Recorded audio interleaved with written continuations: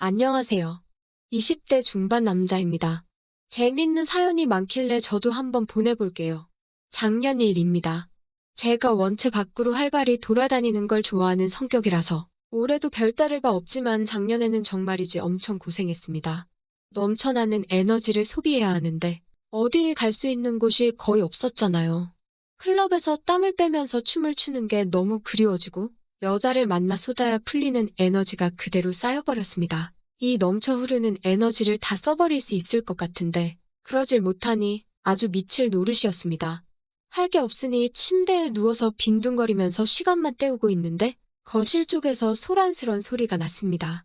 무슨 일인가 해서 나가봤는데 어머니가 친구들 모임을 다녀오셨는데 친구분들을 다 데리고 집으로 오신 거예요. 그간 얼마나 아쉬웠는지 오랜만에 방문한 어머니 친구들도 여자라고 그간 쌓여왔던 게 꿈틀꿈틀 대더라고요. 원래 사람들하고 지내는 걸 좋아라 하니까 어머니 친구들 둘러앉아 있는데 저도 껴서 앉아서 과일 같은 거 주워 먹으면서 나누시는 이야기를 들었습니다.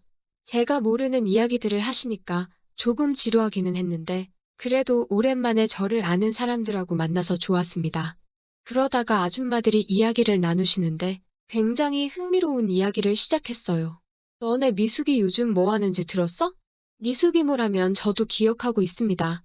어머니의 절친한 친구분이신데 저도 확실히 기억하고 있는 이유는 아줌마가 굉장히 예쁘십니다.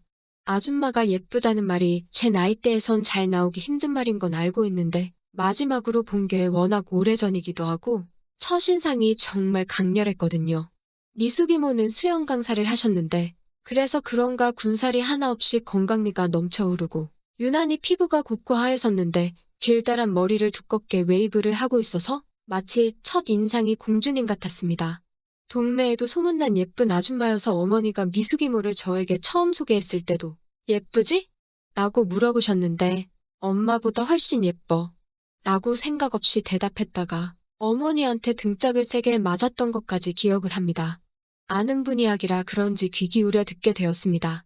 좋은 이야기는 아니었는데 대충 정리해보면 남편이 바람이 나서 홧김에 이모에게 수영을 배우던 젊은 남자랑 맞바람을 폈다네요. 그런데 맞바람을 핀 남자에게 이용당해 아주 빈털터리가 됐다고 합니다. 거기서 끝나면 그냥 불쌍한 아줌마의 이야기 정도로 끝낼 수 있겠는데 맞바람을 핀 게 오히려 미숙이모가 귀책 사유자가 되어서 위자료까지 물어주게 되었다네요. 한마디 한마디 이야기가 전개될수록 아침 드라마 같은 이야기라서 정말 자리에서 떠나지 못하고 끝까지 들었습니다. 그러다가 결국 미숙이모는 속세를 버리고 산속으로 떠나 자연인이 됐다고 하더라고요. 자연인이라는 말에 텔레비전에 나오는 그 사람들 같은 거냐고 물어봤는데 거의 그렇게 살고 있을 거라고 이야기하더군요. 그리고 나서 몇 일이 지났는데 갑자기 번뜩이는 아이디어가 생각났습니다. 어차피 에너지도 넘쳐나겠다. 날씨도 따뜻하겠다. 산속에 기거하고 있는 미숙이모를 찾아가서 안부도 묻고 며칠 지내보고 오면 어떨까 하는 생각이 들었습니다. 어머니에게 그래도 되냐고 허락을 받았더니 별로 신경도 안 쓰시고 제가 그러고 싶으면 그러라고 하시더라고요. 그날로 가방을 싸서 출발해버렸습니다. 미숙이모가 지낸다는 곳을 수소문해서 겨우 찾아갔습니다.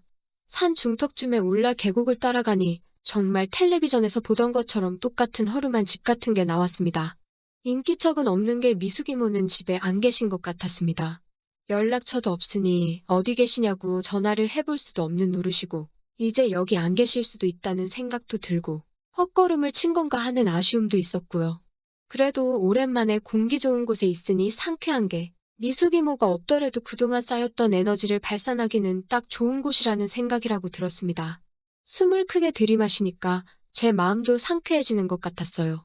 일단 바리바리 싸들고 온 가방도 너무 무겁고 해서 가방을 근처에다가 내려놓고 주변이나 한번 돌아다니고 와보기로 했습니다. 근처에는 물 흐르는 계곡도 있고 공기가 맑으니 무릉도원이 따로 없고 저도 기회가 된다면 한두 달 정도는 이런 데서 마음도 잡으면서 살아보면 좋겠다는 생각을 했습니다. 한참을 돌아다니다가 이제 계시려나 하고 왔는데 미숙이모는 어딜 갔는지 보이지가 않더라고요. 적당해 보이는 툇마루 같은 게 있길래 거기에 일단 누워서 낮잠을 청했습니다. 얼마나 지났는지 누군가 저를 흔들어 깨우는 느낌이 나서 일어났는데 미숙이모가 정말로 거기에 있었습니다. 미숙이모는 여전히 예뻤습니다. 새하얀 공주님 같던 피부는 조금 그을려 있긴 했는데 오히려 그게 더 운동을 하던 이모의 모습과 잘 어울려서 더 보기 좋았습니다. 오래 기다리게 해서 미안하다는 말에 제가 오는 걸 어떻게 알았냐고 여쭤보니 이미 저희 어머니한테 연락을 받았다고 하셨어요. 속세를 떠났다길래 핸드폰 같은 건 없을 줄 알았는데 알고도 말 안 해준 어머니도 원망스럽고 뭔가 자연인 같은 걸 기대한 제 자신도 원망스러웠습니다.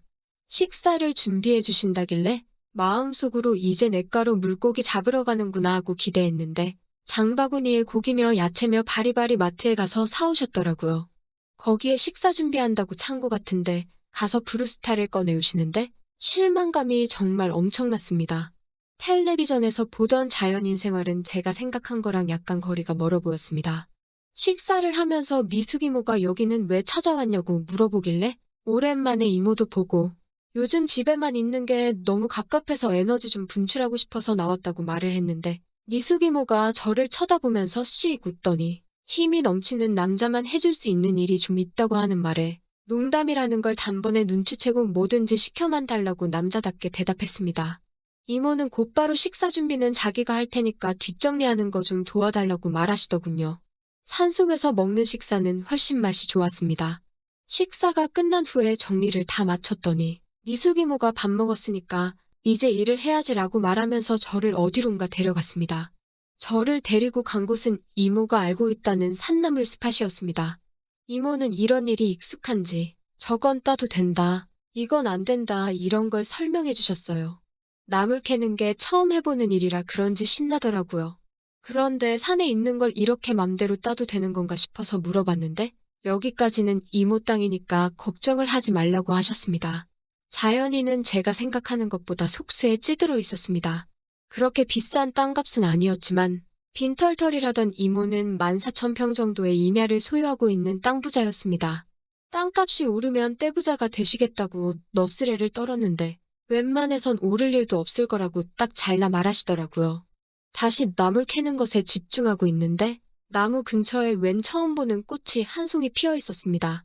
처음 보는 꽃이 너무 예뻐서 이모한테 이 꽃은 뭐냐고 물어봤어요. 야생화라고 설명하시면서 이거 말고도 여러 종류가 있으니 집에 갈 때 화분을 만들어준다고 하셨습니다. 너무 강한 햇빛만 안 주면 키우기는 쉬운 편이라고 에너지가 넘쳐나면 집에서 화분 가꾸기를 하면 좋지 않겠냐고 추천해 주시더라고요. 다 끝나고 나서 말리는 것까지 다 도와주고 나니 해가 뉘엿뉘엿 지고 있었습니다. 체력은 자신이 있었는데 조금 피곤해졌는지 저도 모르게 아픔이 나왔습니다. 미숙 이모가 그런 저를 보더니 피곤하냐고 물으시고는 저쪽에 있는 방이 안 쓰는 방이라고 하면서 그쪽에서 눈 좀 붙이고 있으라고 했어요. 방 안에 들어갔는데 맙소사. 정말 안 쓰는 방이었는지 꼴이 말이 아니더라고요. 방 구석에 버섯도 자라있고 벽은 이끼며 곰팡이로 가득 차 있는 데다가 바닥을 뚫고 나온 잡초까지 자라 있었습니다. 흡사 정글을 연상케 하는 모습에 그 길로 바로 나가서 이모에게 저 방은 아닌 것 같아요. 라고 말했는데 이모도 정말 안 쓰는 방이다 보니 미처 확인을 못했나 봐요. 저한테 사과를 하시면서 불편하더라도 이모랑 같은 방을 쓰자고 하시더라고요. 그때부터 계속 마음이 진정이 되질 않았습니다. 아무리 그래도 저도 군대도 다녀오고 다 큰 남자인데 아무리 어머니의 친구라고 해도 남녀가 한 방을 쓰는 건 그렇잖아요? 그렇다고 밤도 어두운데 처음 오는 산길을 내려갈 자신도 없었고요. 저녁 식사를 마치고 완전 밤이 깜깜해졌을 때 저는 방 안에서 혼자 긴장감에 떨고 있었습니다. 그도 그럴 것이 이모와 한 방에서 붙어서 자게 생겼고 씻고 온다는 이모는 샤워할 만한 곳이 따로 있나 했는데 바로 문 너머 음식 준비하던 수도가에서 찰박찰박 물소리가 들려오고 있었고요. 제가 말도 없이 찾아온 것이니 일단 이모에게서 최대한 떨어져서 문 쪽에 자리를 깔고 누웠습니다. 산속이라 그런지 문틈으로 바람이 새어들어오고 있어서 조금 추웠는지 저도 모르게 재채기를 해버렸는데 이모가 그 모습을 보더니 이쪽으로 가까이 오라고 하시더라고요. 어떻게 해야 될지 몰라서 머뭇대고 있는데 제가 감기에라도 걸려서 집에 돌려보내면 우리 어머니 볼 면목도 없고 잡아먹지도 않으니까 가까이 와도 괜찮다고 하셨어요. 이모와 저 사이에 사람 하나 누울 정도의 거리를 띄우고 다시 자리에 누웠습니다. 이모는 제 쪽을 향해 누워 있었는데 오랜만에 사람하고 같이 지내니깐 참 좋다는 둥 뜻을 알 수 없는 이야기를 계속 하셨어요. 오늘 하루 일로 에너지가 고갈되었는지 저도 결국 잠에 들고 말았는데 벼랑간 제 이불 속에서 무언가 움직이는 게 느껴져서 잠에서 깼습니다. 미숙이모였습니다. 이모는 제게 미안하다고 사과하며 이러면 안 되는 걸 아는데 오랜만에 사람 품이 너무 그리워서 그러니 한 번만 안아주면 안 되냐고 물어왔습니다. 잠결에 그런 건지 분위기에 휩쓸린 건지 저도 이모 쪽으로 돌아누워 이모를 한번 꼭 안아줬습니다. 미숙이모의 어깨가 떨리고 있는 게 전해졌고 방 안에 제 심장 소리가 뛰는 게 들릴 정도로 크게 뛰고 있는 게 느껴졌어요. 자연인이라는 게 무색하게 익숙한 샴푸 냄새에 여기가 깊은 산속 어머니 친구분이 사는 곳이란 것도 잊었습니다. 이모가 말했던 남자가 해줘야 할 일이 이건 아니었겠지 라는 생각도 들었지만 그게 사실 뭐가 중요했겠어요. 그렇게 혼자 사는 미숙이모의 외로움을 달래주었습니다. 그렇게 산속에서 이모와 이틀을 더 있었는데 저도 더 이상 발산할 에너지가 남아나질 않았고 이대로 있다간 무슨 일이 더 생겨도 생겨버리겠다는 생각에 이제 그만 집에 돌아가 봐야겠다 말하고 짐을 챙겼습니다. 준비가 끝나 출발하려는데 이모가 저를 쫓아 나와서 뭔가를 건네주시더라고요. 나물 캘 때 봤던 야생화 몇 가지를 화분에 옮겨 담아주신 거였습니다. 그때 말했던 걸 기억하고 제가 가는 길이라고 챙겨주신 거였어요. 야생화는 이모가 설명해준 것보다 키우기가 쉬운 편은 아니었는데 이내 곧잘 자라더라고요. 지금은 집에 20개가 넘는 화분이 생겼습니다. 꽃잎이 활짝 열린 화분을 보고 있자면 자꾸 이모와 지냈던 그 며칠간의 추억이 생각나네요.